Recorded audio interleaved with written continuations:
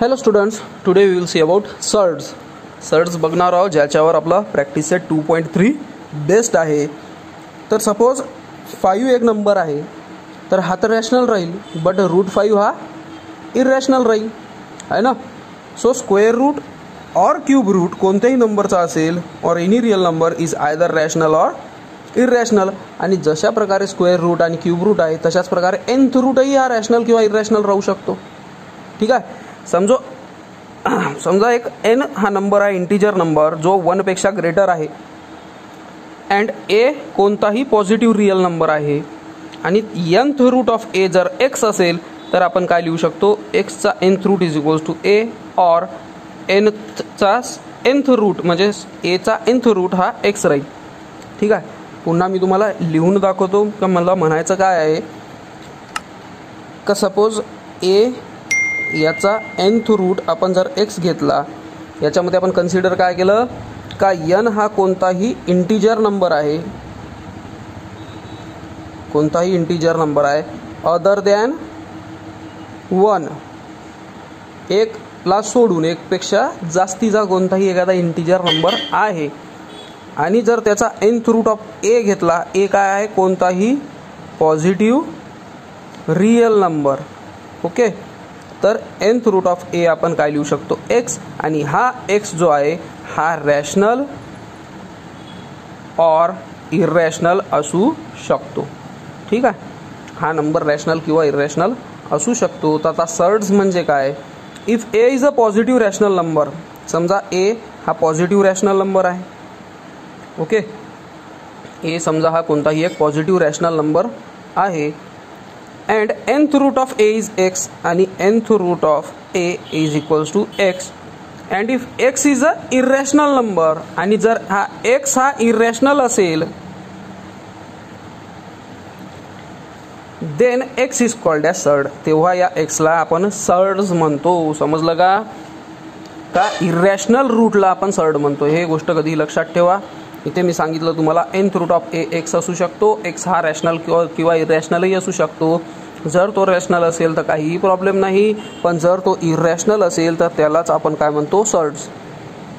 ठीक आहे. Suppose example बघू आपण का स्क्वेअर रूट ऑफ 2, हे स्क्वेअरसाठी 2 तर आपण लिहित नाही, याचा आन्सर आलं 1.4142 जेवढं असेल तेव्हा. तर हा काय झालं, सर्ड, कारण की हा इररॅशनल नंबर आहे. समजलं.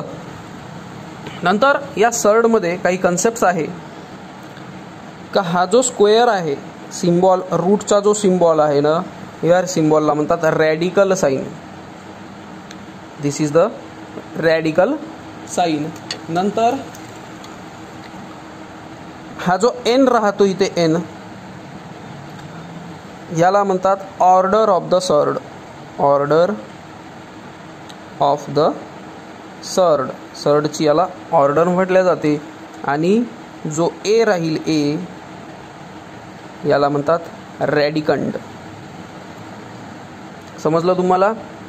nth याला म्हणतात ऑर्डर ऑफ द सर्ड. किती ऑर्डर आहे, 2, 3, 4, 5, 6 जेवढी असेल तेवढी. हे जो रूटचा सिम्बॉल आहे त्याला रॅडिकल साईन म्हटले जाते. आणि जी व्हॅल्यू आहे त्या रूटची, ज्याची व्हॅल्यू आपण काढणार आहोत, मग square root, cube root, fourth root, त्याला आपण रॅडिकंड म्हणतो. ओके. जसं का एक्झाम्पल इथे दिलेलं आहे, let a is equals to 7. समजा a 7 आहे, a च्या जागी आपण 7 ठेवू. n आहे 3, म्हणजे n म्हणजे 3 इथं ठेवू, आणि याचं क्यूब रूट काढू. तर हे सर्ड आहे, कारण की क्यूब रूट ऑफ 7 हे एक इररॅशनल नंबर आहे. तर सर्ड तुम्हाला समजलंच असेल. नंतर रूट 8, क्यूब रूट ऑफ 8 हे सर्ड आहे का नाही आहे. तर क्यूब रूट ऑफ 8 समजा p घेऊ, म्हणजे p क्यूब म्हणजे 8 आलं, आणि कोणत्या नंबरचा क्यूब 8 आहे, 2चं, म्हणजे क्यूब रूट ऑफ 8 काय आलं, 2.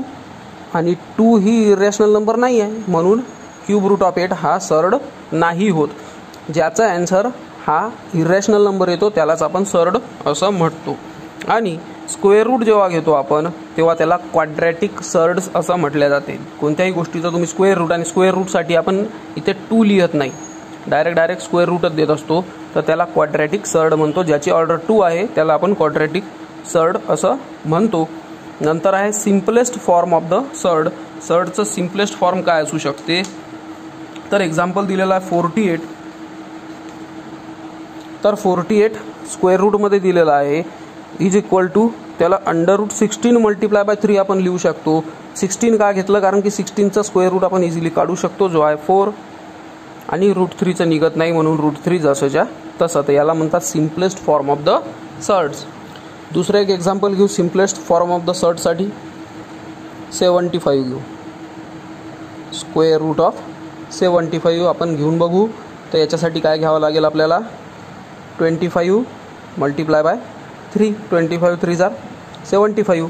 मग 25 मल्टिप्लाय 3ला काय करावं लागेल, √25 मल्टिप्लाय बाय √3. आपण वेगवेगळं स्क्वेअर रूट देऊ शकतो आपण.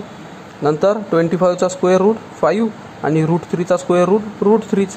ते निघणार नाही आहे, म्हणून 5√3 हा झाला सिम्पलेस्ट फॉर्म. म्हणजे √75 याचा सिम्पलेस्ट फॉर्म आहे 5√3. अशा प्रकारे तुम्ही इझिली कोणत्याही सर्डचं सिम्प्लिफिकेशन करू शकता आणि त्याचं सिम्पलेस्ट फॉर्म आपण काढू शकतो. नंतर आहे सिमिलर ऑर लाईक सर्ड्स. तर ज्याचे रॅडिकंड इक्वल आहे ना, ज्या सर्डचे रॅडिकल इक्वल आहे त्याला सिमिलर ऑर लाईक सर्ड्स असं म्हटले जाते. Example √2 -3√2 and 4 by 5√2. याच्यामध्ये √2 आणि √2 हे कॉमन आहेत, हे सिमिलर आहे, सारखे दिसणारे आहेत. तर या तिघही सर्ड्स यांना काय म्हटले जाते, लाईक सर्ड्स. ठीक आहे. एक्झाम्पल तुम्ही काहीही घेऊ शकता, जसं का 4 बाय 5√5, 3√5, 6√5. तर हे तिन्ही काय झाले, लाईक सर्ड्स. और याला दुसरंच नाव काय आहे, सिमिलर सर्ड्स. समजलं. ज्याचं रूटची व्हॅल्यू सारखी असेल त्याला म्हणतो आपण लाईक सर्ड्स. मग इथे कोणती व्हॅल्यू असो, इथे इथच्या व्हॅल्यूला आपण महत्त्व देणार नाही लाईक सर्ड्स म्हणताना. ओके. कधी कधी काय होते माहीत आहे का, आपल्याला दिसत नाही पण ते लाईक सर्ड किंवा सिमिलर सर्ड्स असतात. जसं का एक्झाम्पल दिलेला 45 अँड 80चा. ठीक आहे. 45 अँड 80चे 2 सर्ड्स दिलेले आहे. ठीक आहे. यांची ऑर्डर तर इक्वल आहे, पण रॅडिकंड तर आपल्याला सेम दिसत नाही आहे ना. ऑर्डर म्हणजे इथे √2 हे सेम आहे, पण इथं 45 आहे, इथे 80 आहे. मग हे सिमिलर होणार की नाही हे बघू आपण. 45ला लिहू शकतो आपण 9 5 जार, 9ला लिहू शकतो आपण 3, कारण की √9 म्हणजे 3 आणि √5 जसंच्या तसं. 80ला लिहू शकतो आपण 16 मल्टिप्लाय बाय 5. 16ला आपण लिहू शकतो 4 आणि √5ला लिहू नाही शकत, कारण की √5 जसंच्या तसं लिहू. म्हणून 4√5 आणि 3√5 आणि √5 कॉमन आहे, म्हणून हे काय झाले, सिमिलर सर्ड्स असे होतात. आणि याला आपण इझिली आपण लिहू शकतो का हे सिमिलर सर्ड्स आहेत. नंतर आहे कंपॅरिझन ऑफ सर्ड्स. आता 2 सर्ड्स तुम्हाला दिलेले असेल तर त्यांना तुम्ही कंपेअर करू शकता. कंपेअर करण्यासाठी आपल्याला खूप इझी टेक्निक आहे. एक्झाम्पल घेऊन बघू आपण. एक्झाम्पल घेतलं मी 6√5 आणि 5√5. तर यांना कंपेअर जर करायचं असेल तर कंपेअर आपण 3 टेक्निकमध्ये करतो. एक तर इक्वल राहील किंवा ग्रेटर दॅन राहील किंवा लेस दॅन राहतील. तर याला सरळ सरळ स्क्वेअर करून टाकायचं. दोन्हीही सर्ड्सला स्क्वेअर करून टाकू. 6√5 याचा स्क्वेअर आणि इथे 5√5 याचा स्क्वेअर. आता स्क्वेअरच काय केलं, क्यूब का बरं नाही केलं, कारण की इथे स्क्वेअर रूटचा साईन दिलेला आहे. स्क्वेअर रूटचा दिला म्हणून मी स्क्वेअर केलं. क्यूब रूटचा दिला असता तर मी क्यूब केलं असतं, आहे ना. तर 6चा स्क्वेअर 36, √5चा स्क्वेअर 5, 5चा स्क्वेअर 25 आणि √5चा स्क्वेअर 5. आता 36 मल्टिप्लाय बाय 5 करू, 180 आणि 25 मल्टिप्लाय बाय 5 करू, 5 5 जार 25, 2 कॅरी, 5 2 जार 10 + 2 12, 125. आता 180 ग्रेटर आहे का 125 ग्रेटर आहे, 180 ग्रेटर आहे, म्हणून 6√5 हा ग्रेटर आहे 5√5 पेक्षा. म्हणून स्क्वेअर बोथ सर्ड्स, दोन्हीही सर्ड्स आपण स्क्वेअर केल्यानंतर आपण इझिली त्यांना कंपेअर करू शकतो. आता कधी कधी काय होते, इथे √5 मी तर कॉमन सारखेच लिहिले. कधी कधी तुमचे रॅडिकंड हे सेम राहतील नाही. जसं का एक्झाम्पल 6√2, 7√3. ठीक आहे. आता यांना कंपेअर करण्यासाठी आपल्याला काय करावं लागेल, यांना सुद्धा तसंच स्क्वेअर करू. 6√2 याचा होल स्क्वेअर आणि 7√3 याचा होल स्क्वेअर. ठीक आहे. 6चा स्क्वेअर मल्टिप्लाय बाय √2चा स्क्वेअर, 7चा स्क्वेअर मल्टिप्लाय बाय √3चा स्क्वेअर. सो 6चा स्क्वेअर 36, √2चा स्क्वेअर 2, 7चा स्क्वेअर 49, √3चा square 3. So 36 2s are 72 and 49 3s are 9 3s are 27, 4 3s are 12, 13 14 147. याच्यातलं बिगर कोणतं आहे? 147. म्हणून 147 आपला आन्सर आलेला आहे. हा ग्रेटर आहे म्हणून हा सर्डसुद्धा ग्रेटर ठरणार.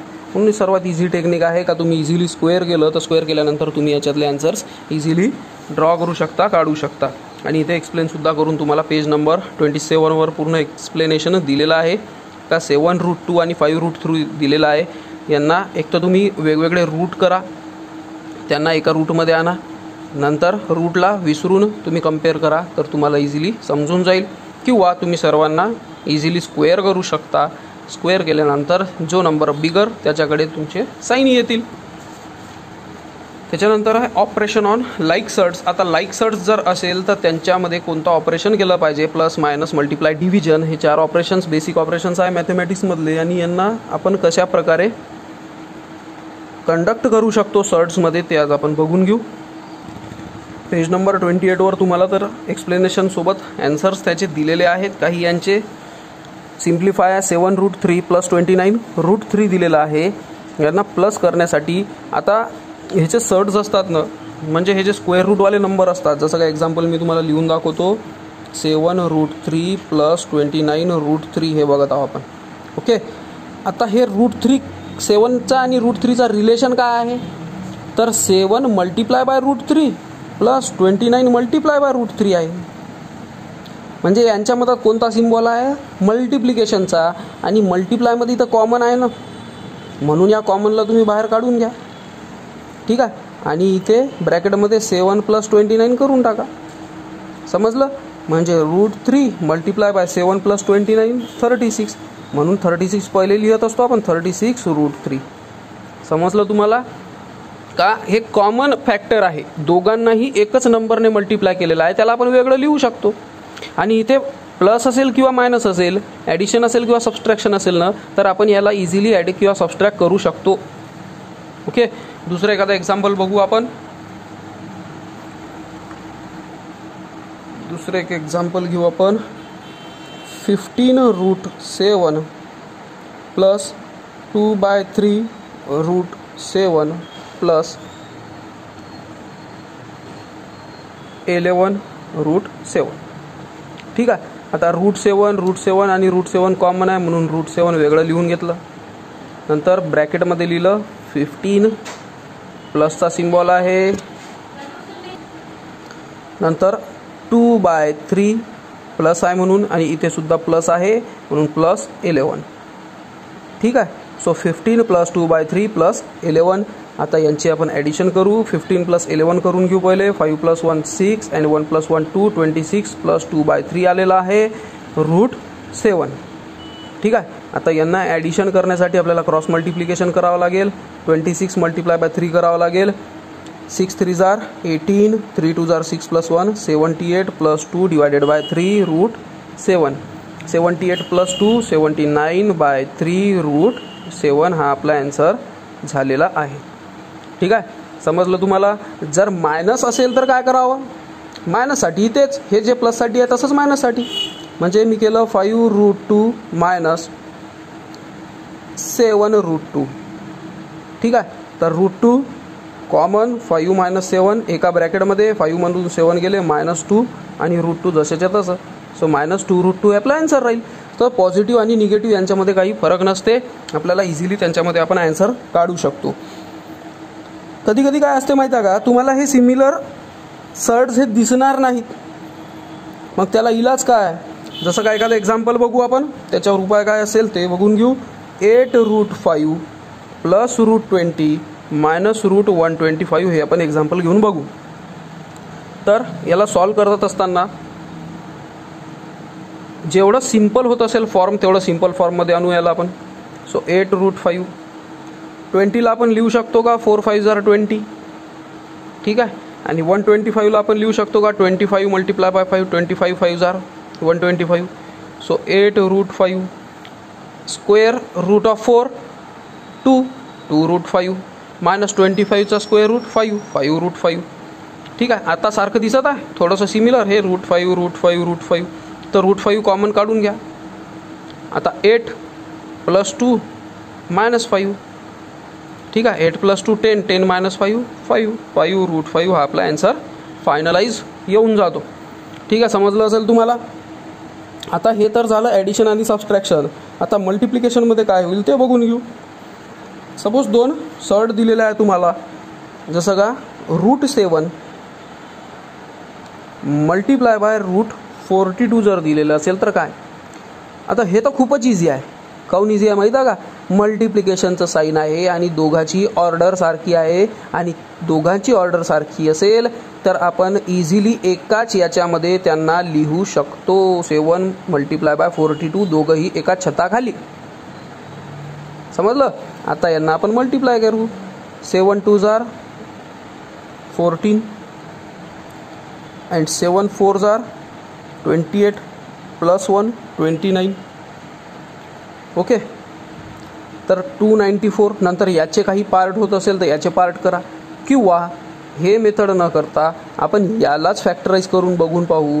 7 मल्टिप्लाय बाय 42ला लिहू शकतो आपण 7 6 आता 7 7 कॉमन आले म्हणजे 7चा स्क्वेअर झाला आहे म्हणून हा 7 निघाला बाहेर आणि हा √6 और √6 जसेच्या तसंच राहिला. झाला आपला आन्सर. समजलं. तर अशा प्रकारे आपण मल्टिप्लाय करू शकतो. डिव्हिजनमध्येही मल्टिप्लाय सारखंच आहे. समजा आपण लिहिलं 125 स्क्वेअर रूटच्या खाली डिवायडेड बाय √5, तर यांनाही 125 डिवायडेड बाय 5 हे दोघंही एका छताखाली. मल्टिप्लाय आणि डिव्हिजनमध्ये एकच साईनच्या खाली आपण घेऊ शकतो जर सारखे असेल तर सारखे काय ऑर्डर सारखी असेल तर. इथं स्क्वेअर रूट आहे, इथे स्क्वेअर रूट आहे म्हणून. नंतर 5 1 5 5 2 10 5 5 25 स्क्वेअर रूट ऑफ 25 आलं आणि स्क्वेअर रूट ऑफ 25 म्हणजे आपण 5 लिहू शकतो. आपला आन्सर आलेला आहे. अशा प्रकारे तुम्ही इझिली ऑपरेशन्स सर्ड्सवर करू शकता. नंतर प्रॅक्टिस सेट 2.3 मध्ये मी एक्सप्लेन करेलच त्यांना पुढे. नंतर आहे रॅशनलायझेशन ऑफ सर्ड्स. आता सर्ड यांना रॅशनलाइज कसं करायचं ते आपण बघू. आपल्याला माहीत आहे का सर्ड्स हे इरॅशनल नंबर्स असतात आहे ना.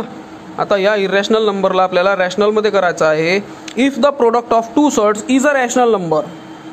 जर 2 सर्ड असेल त्यांचा प्रोडक्ट जर रॅशनल नंबर आला तर each surd is called as rationalising factor of the other surd.